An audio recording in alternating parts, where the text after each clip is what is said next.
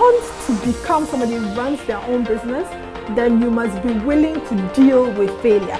Do something out of the norm at least once a month. Best thing for an entrepreneur, being able to listen to what a client is saying and be able to realize what the client needs and sell it to them.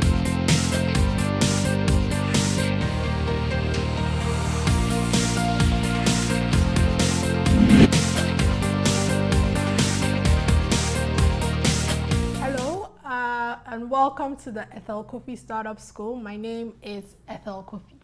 So to every one of you that is joining us again, you're welcome back to the show.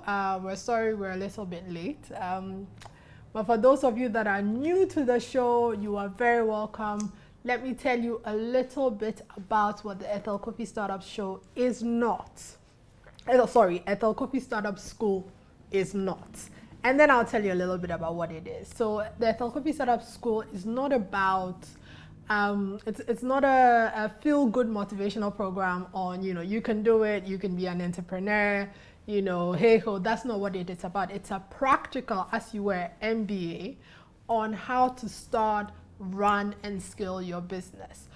So over the last 3 months, we've been going through different topics around sort of building, first of all, finding a problem to solve, finding your clients, building a unique value proposition, marketing. And this week we're going to go into, so this month we're looking at sales. And so this week we're going to look more into sales and building your sales list or your sales target list, because you need to sell. Otherwise, you just have an expensive hobby, you don't have a business. So before we start, like I always do on the program, if there is anybody who is an entrepreneur who wants to be an entrepreneur, or somebody you know that will really benefit from the program, I would love that you comment their names down in the live video link. If otherwise, you can just share it on your timeline so that other people will be able to partake in the video, and you'll be the cool person that gets to share like a cool video. So thank you for that. Take a minute to do that for us. And then, as we do every week, we have a book. Like you said, I love the Harvard Business Review book. So this book this week is on emotional intelligence, and you'll understand what I'm saying over the next few weeks. So emotional intelligence, about being able to figure out what people mean, be able to have empathy for people. And this is really important in sales, being able to understand people, be able to read in between the lines. So I'll give away the HBR book. What's going to happen if you're a first-time viewer is that you've got to listen through to the full 30 minutes of the show. And then at the end of the show, I ask a question. And now the first person to get it correct will then win the book. So you've got to listen really intently to the very, very end of the show. And then you'll be able to win a free HBR book on emotional intelligence. Right, so last week we talked a little bit about, we started on the conversation of sales, and we talked about persuasion, right, which is really important. The skills of persuasion. How do you get somebody to say yes? A lot of the times when people buy from you, it is more than just the logical decision to buy from you. It might be they like you, it might be how you present your sale. And so we did that last week. And so those of you that didn't listen, you can go onto the YouTube, either the Pulse Ghana YouTube or the Ethel Cofie YouTube, and the videos are there, and you can sort of do a little refresher course. So this week we're looking at creating your sales targets or building your sales list. And it's really simple, right? So the point is, for your business to survive, you must sell. I think we all know this. But you have to be able to sell in large quantities, so that your operational costs, you make a profit after the operational cost.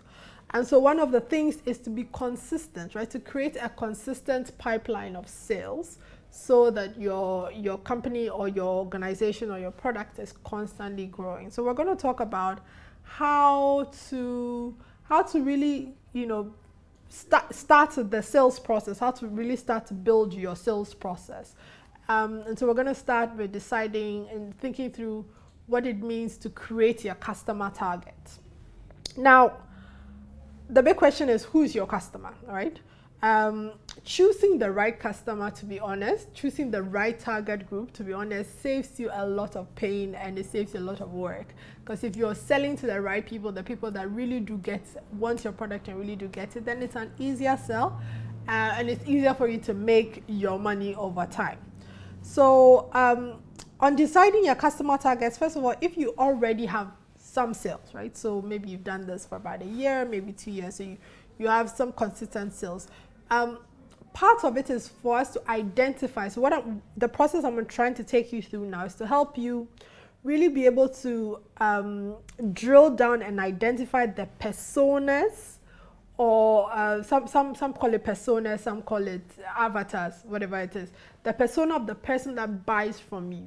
And that is going to enable you make a good list of the people to sell to, at least tell you where to go to sell to start with the sales process, right? So if you already have an existing customer base, then like I always say, go and talk to the people go and talk to your customers. The first thing, one of the few things, once you're in front of the customer, the questions you should be asking, this is for people that already have sales. So you've done maybe a one year of sales, you've got a couple of clients, it's not a huge number, but you've got just small trickling in, and you want to sharpen sort of your sales focus. So you're asking questions like, who are my best customers? But you're looking at it by industry, right? So maybe the people that buy from you are maybe in insurance, or maybe they are in the aviation industry, or maybe they're in the manufacturing industry. Is there a really clear line of the people that buy from you by industry?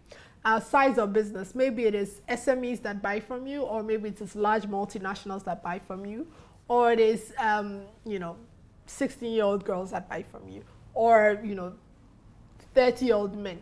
Whichever it is, you've got to be able to sort of really be able to look at your customer base and be able to see trends.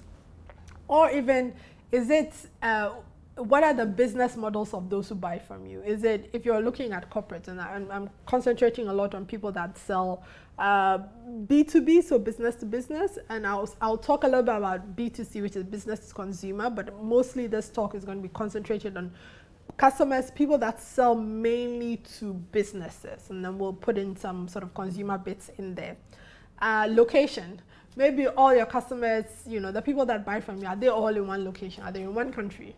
Are they in one, are they in one city? That's also important to know in sort of defining who buys from you.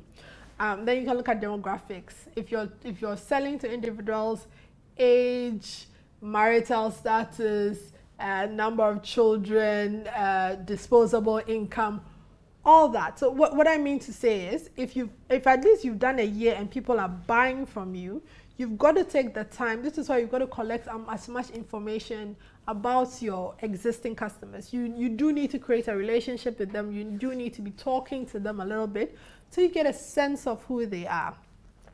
Then the next thing you should be asking and trying to identify who really buys from you is, and maybe even ask them, why did they initially buy from you, and then why are they still buying from you, right? So maybe you've got one client that is a recurring client. Why are they still buying from you? It could be that they bought a major product and they just need maintenance, so they buy from you because they would rather not start the whole process, especially in software. If someone has a big, for me, I run a software company, so maybe they buy a big piece of software, and so they come back to you because they're used to using that software. But understand that, right? Understand that that's one of your competitive advantages. Understand, they might tell you, well, we buy from you because we have an existing relationship with you and we prefer dealing with you. That's fine. Take all that feedback. All that is going to help you define who your customer is, what your persona, what's the persona or the avatar, as it were, of the person or the company that buys from you. And then who are you competing against in the marketplace, and which set of customers are they able to take away from you? So that's a good question, right? So there are a lot of competitors for me in the sort of B2B IT strategy custom software space. So a lot of people there. Now the question I would be looking at with my current clients would be, who are the clients that, you know, maybe interacted with me, wanted to do business with me, but went and took somebody else, went and worked with another company. It also helps understand a little bit about more of those who stay with you and those who go away from you, right? All that and helping define better who your customer is. Who used to be your customer is no longer buying from you, and why? Go and ask those questions. Actually, this morning, I sent an email as part of my prep for this. As actually the quite a number of things I was learning. There are about 25 companies that I had talked to at some point during the year that had, you know, gone through the process but didn't buy from us. And so I actually, this morning I emailed all of them. I said, hello, you know, I would love, you know, it's unfortunate we're not able to work together this year. I'm looking forward to working with you over the next couple of years, but I would really love feedback on why we were not appropriate for you, extra. This is important, right? So the more, and you know, out of those 25, maybe 10 will give you feedback, but that's fine. That will help you sort of, again, define, really sit down and define who is your customer and who is not. So that who your customer is and who is not, they're both important things to know and understand, right? And then, like I said, who almost became your customer and didn't. That's very important. Who and why didn't they become your customer? They started to talk to you and then, you know, they decided not to go with you. Why? Yeah, you need to ask and interrogate and understand that. And then, who has referred business to us in the past? Let me, I'll give an example with Dell Technology Consulting. We get quite a number of referrals from banks, right? Which is very interesting, but just as in terms of understanding. So they went to do a bank sale and maybe they wanted to go and they were doing some sort of loan bank, whatever. And the bank would call us, or someone from that would call us and say, hey, this person needs some sort of software to be able to, you know, better streamline the operational services, and we would go in and have a chat. This is important, right? You need to know, again, in this, your sales pipeline and your sales cycles, all the sort of moving parts. Now, using the answers to these questions, right? This is for people who have existing customers who've done business maybe a year or two and have a little base of customers, and you use those to define who your current customer is, right? Now there's a difference, and people get really hung up on this, and people have their dream customer in mind, right? So I want to sell to, you know, the multinationals that are making, I don't know, $100 million a year. That's your dream customer. But when you look at your list and you really look at your current customer is maybe an SME that makes maybe $500,000 in sales a year.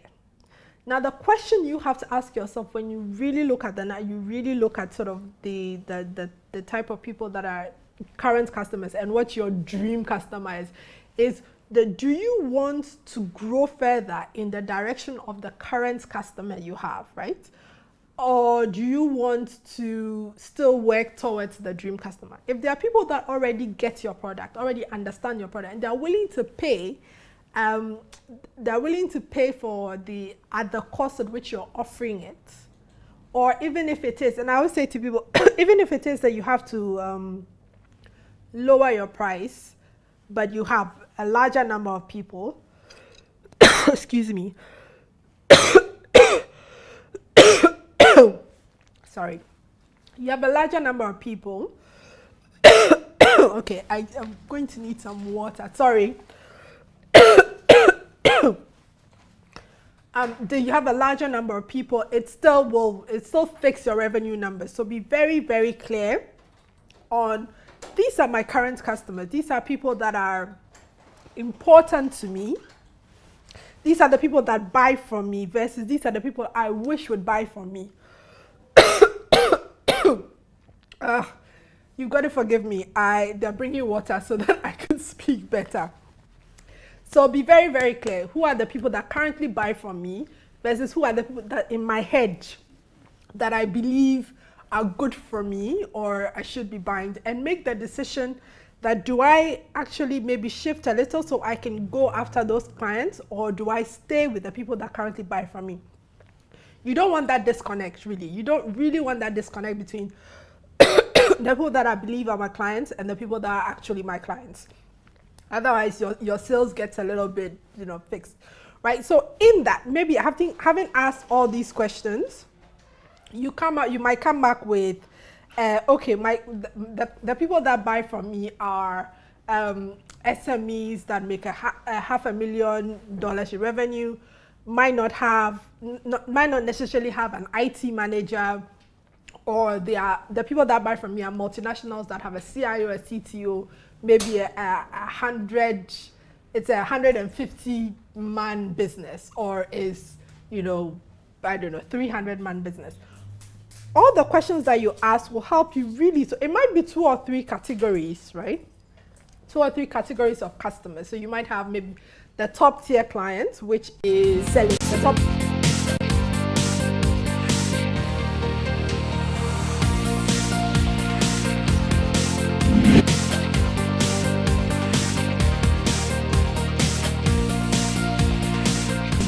Sell it to them.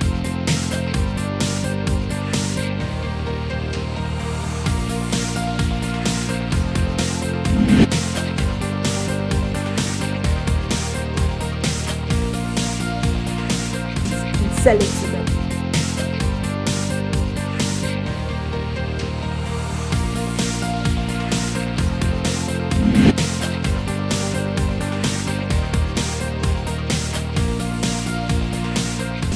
Sell it to them.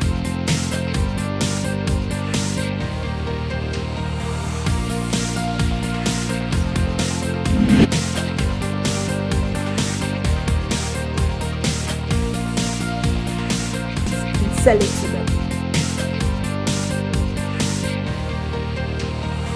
So we're back from the break, so I could drink some water. Sorry, I had a fit of coughing.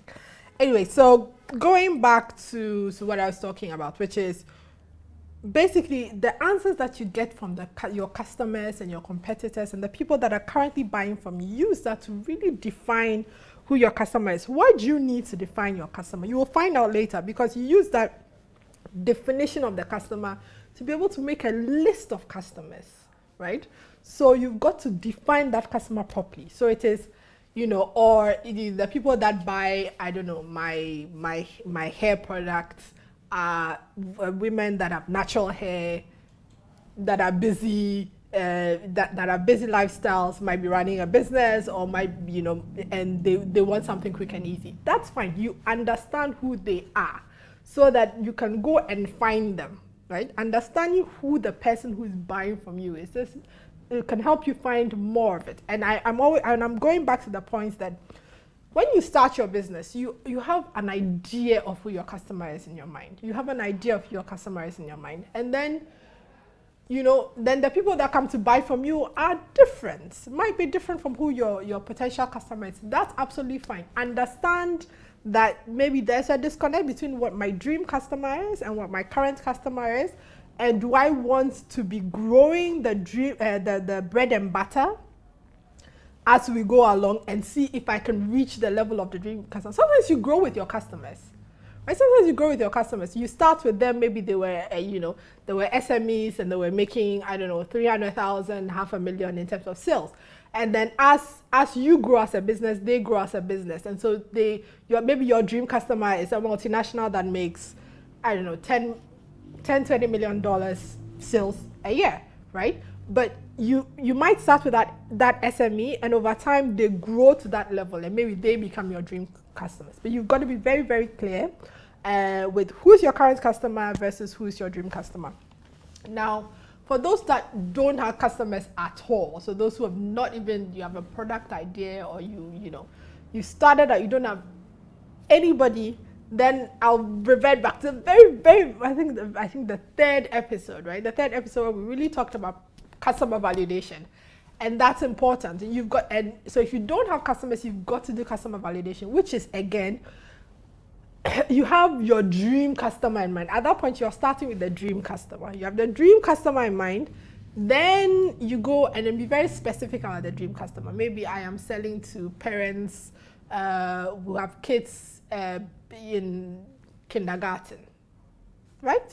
Be very, very clear, and then go out there and ask them about the problem you are trying to solve with your solution. Maybe it is you're doing, I don't know, childcare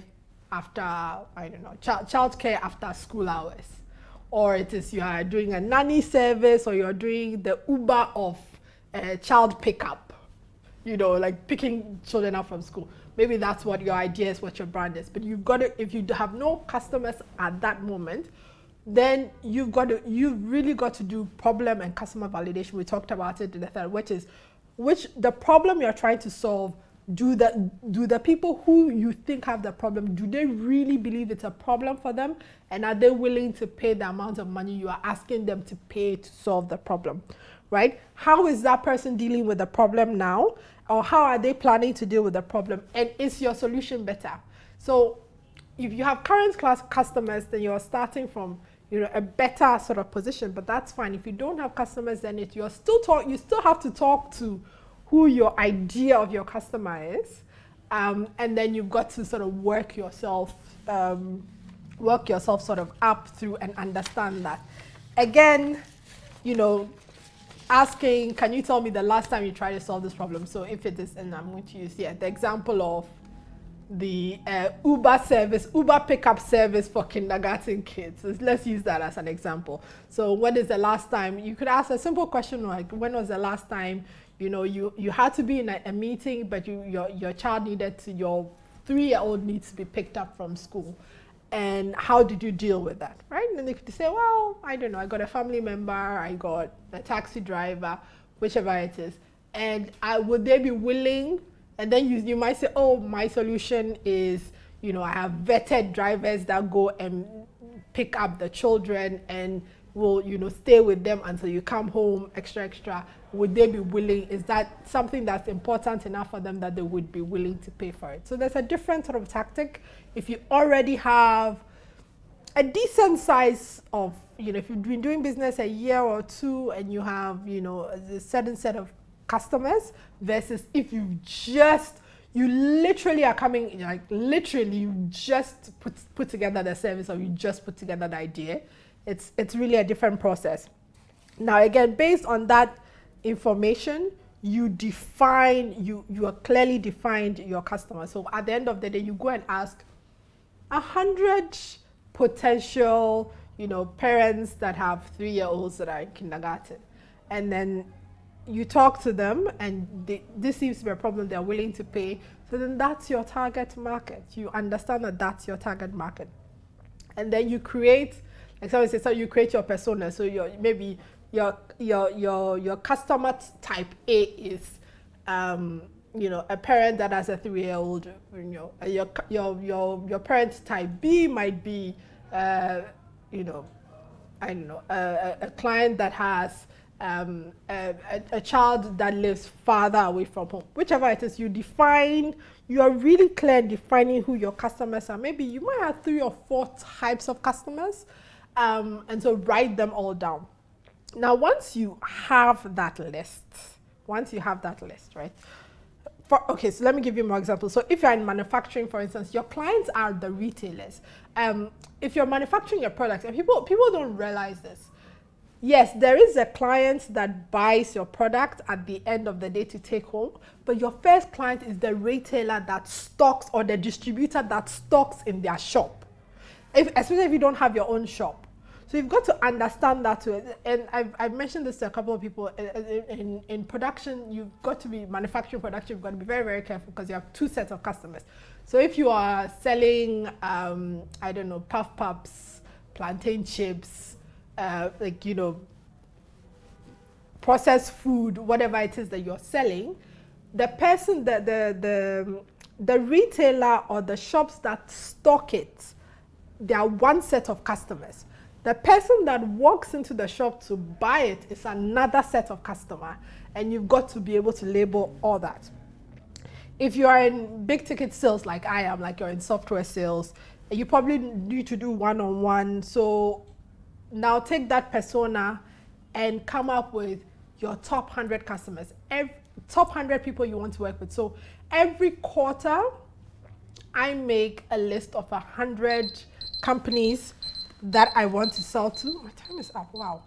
My time is up really fast. So we're gonna try and finish this up quickly. I think next week we'll continue. But if you're in like B2B sales like me, then make a list. The 100 companies you want to sell to in the next 3 months. If you're in manufacturing, then make a list. The 100, or honestly, 100 is a good number. Work really through it because you'll not get all those clients. If you're in manufacturing, you need the list of the retailers who carry your products. Make that list. And then you also need the personas of those who will buy. So if you're selling, whatever, processed food, who is the type of person that buys this? Is maybe somebody's out of school that doesn't have too much time to cook or does not want to cook, wants to buy your processed food and go and eat at home. That's another set of customers, and that defines your marketing. But because it's mass market, you have two customers. The person who carries it in their shop to sell for you and the person that actually buys it. And you can't make a list of the people that walk in, but you can make a list of the retailers. And then the personas of people that buy, you can actually determine, or you can actually sort of plan your marketing campaign. So digital marketing and things around those type of people.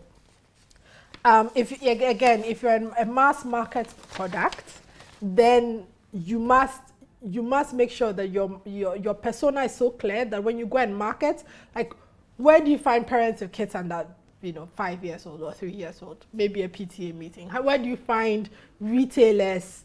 It might be a cooperative group. Where do you find the people you sell to? Make that list. I'm always making a list. There's always Excel sheets. I'm always getting my team to, always find emails, phone numbers, name of CEO, name of CTO, CIO in the company. Always have a list. Do it every quarter if you must. Do it. Some people do it every month, but do it so that have that list and work through that list. And next, we'll have to continue this next week.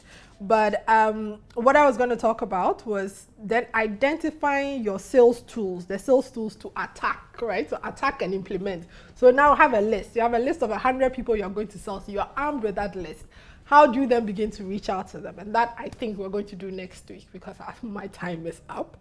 So next week I'm going to go through 11. Next week we're going to talk about the sales tools, marketing automation, face-to-face sales, references, digital sales, social media digital sales, email sales, networking. We'll talk about that next week.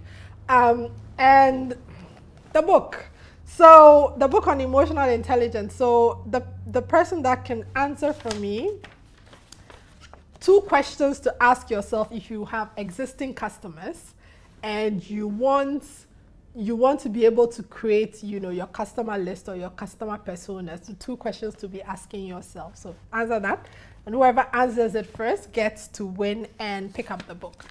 So thank you for hanging out with me this week. If you want to reach out to me, I thank you for a lot of messages on LinkedIn and Twitter this week. So thank you very much for all the stories of how I'm helping you grow. So I'm very excited to hear that. If you want to reach out to me, I'm www.ethelcofie.com. I created like a 10-week entrepreneurship course with all the videos and things. So if you can sign up for that. If you go on the page, there's a pop-up and you can sign up for that. You'll get like an automatic email every week. I love marketing automation. I'll talk about it next week. If you want to reach out to me, Twitter or Instagram is @EthelCofie. LinkedIn, Ethel Cofie. Facebook, Ethel D. Cofie. You can leave me a message if there's something that if you have a question or there's something that you want me to speak about. So it's helping shape sort of all the things, something you want me to speak about. Please don't just reach out. There is a WhatsApp group too. There are now 155 people in the WhatsApp group. It's amazing, eh? 155 people, and every Thursday what happens is I actually share the write-up of what I'm going to share on the Thursday afternoon in the morning at 10 o'clock on that WhatsApp group, and there's more sort of conversations there. So if you go on my Twitter, which is Ethel Cofie, you'll see the link to the WhatsApp group. I think there seems to be a lot of fun then. People are sharing business links there, so feel free to be part of it. So thank you for hanging out this week. I will see you all next week. Enjoy the rest of your week.